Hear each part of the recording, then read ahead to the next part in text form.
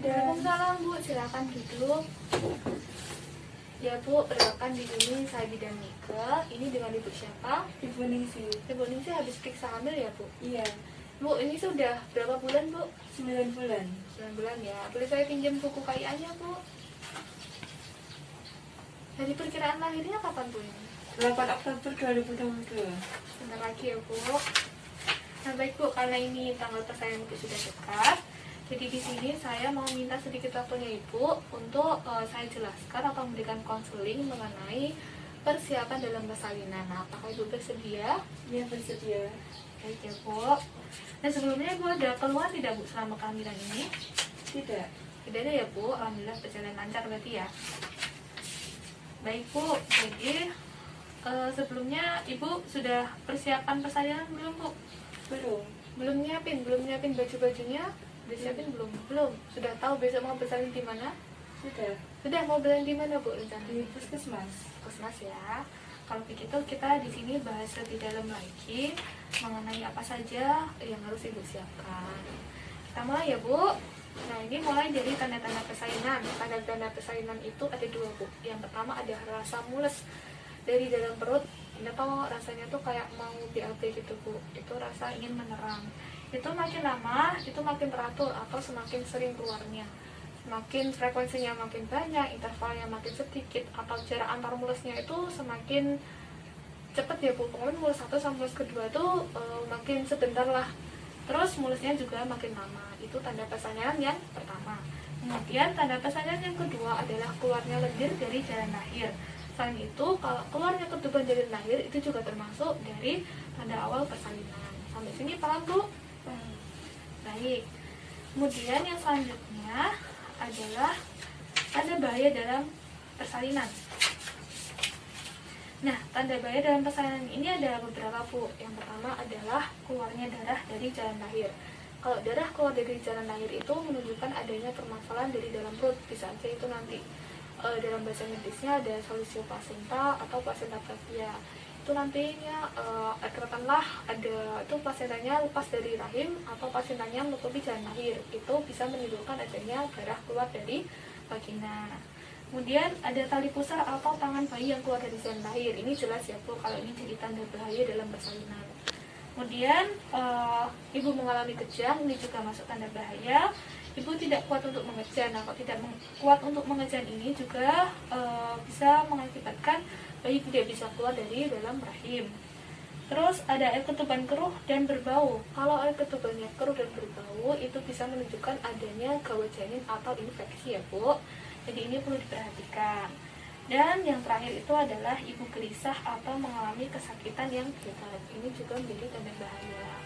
Dari tanda bahaya ini sudah jelas atau ada yang ditanyakan Bu? Sudah jelas. Jelas ya Bu. Nah, yang selanjutnya kita masuk ke persiapan dalam persalinan. Jadi persiapan dalam persalinan ini sebenarnya sudah ada stikernya. Ini ada stiker P4K ini ya Bu, ternyata belum diisi.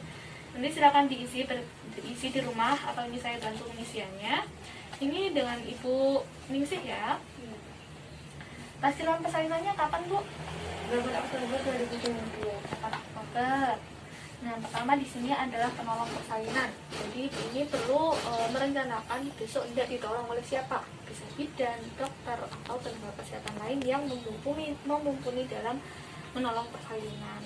Nah, karena kondisi ibu ini normal atau kondisi kesehatan ibu juga baik, janinnya juga sehat, jadi masih memungkinkan untuk melahirkan secara normal atau masih memungkinkan untuk ditolong oleh bidan.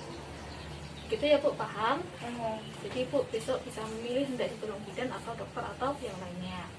Terus adalah tempat persalinan. Nah, ini ibu tadi tidak melahirkan di puskesmas ya. Kalau begitu kita isi di puskesmas. Kemudian dari pendamping persalinan. Nah, ketika proses bersalin ibu besok itu tidak didampingi oleh siapa? Apakah suami, orang tua, atau ada anggota keluarga lain yang ingin ingin ibu itu hadir di sana? Nanti silahkan diisi di sini. Yang pertama suami ya Bu.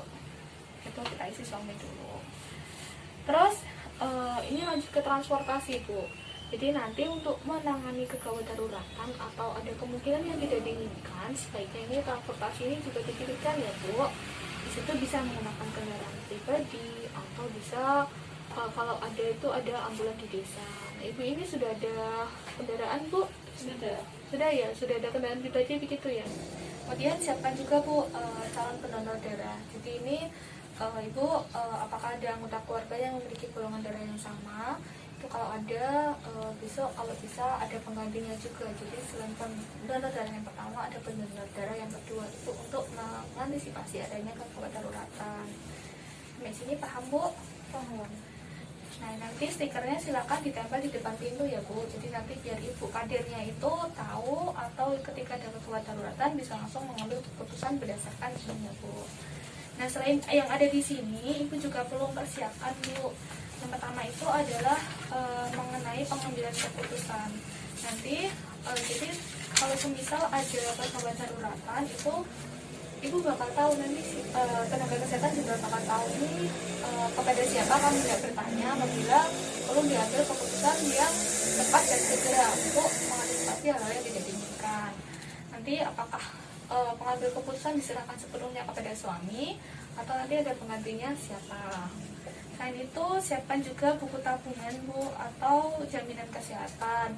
Ini kalau belum punya silakan ibu mendaftar di BPJS terdekat ya bu. Di sini paham bu? Paham. Baik, apakah ada yang ditanyakan lagi bu? Belum. Ada ya. Sama yang terakhir itu adalah mengenai KB bu. Jadi ketika ibu setelah saya nanti silakan ibu rencanakan dari sekarang ibu tidak menggunakan alat kontrasepsi atau tidak. Karena itu ada jenis KB tertentu, misalnya IUD itu ketika selesai bersalin bisa langsung dilakukan pemasangan. Tapi kembali lagi kepada ibu dan suami, apakah nanti setelah persalinan akan langsung dipasang KB atau tidak. Tapi ada juga KB alami namanya aminorelaktasi bu. Jadi kalau ibu sudah menyusui secara eksklusif kepada bayi itu otomatis ibu mengalami atau transfusi alami dalam tubuhnya, akan mengalami kehamilan sampai ibu mengalami menstruasi kembali. Nah dari yang informasi yang sudah saya beritahu ibu tadi, silahkan diskusikan kembali kepada suami dan keluarga. Nah kalau boleh tahu tadi dari yang saya jelaskan, coba sebutkan bu apa saja tanda bahaya dalam persalinan. Ya, 1, perut mulus secara teratur. Ya benar. Yang kedua, keluarnya air ketuban. Ya air ketuban atau disertai dengan lendir darah ya bu. Jadi nanti ketika ibu keluar tanda tersebut, segera lapor ke keluarga dan biar segera dilarikan ke fasilitas kesehatan. Bagus ya, tadi pemahaman ibu sudah bagus. Nah ibu, terima kasih atas kunjungan ibu. Pertemuan selanjutnya itu sebenarnya ibu sudah melakukan kunjungan, jadi nanti jika ada kelainan atau permasalahan lagi silahkan berkunjung ke fasilitas kesehatan. Terima kasih, jika nanti ada pertanyaan silahkan menghubungi saya kembali. Terima kasih Bu Nisi. Assalamualaikum warahmatullahi wabarakatuh. Waalaikumsalam warahmatullahi wabarakatuh. Terima kasih Bu Bidan. Ya.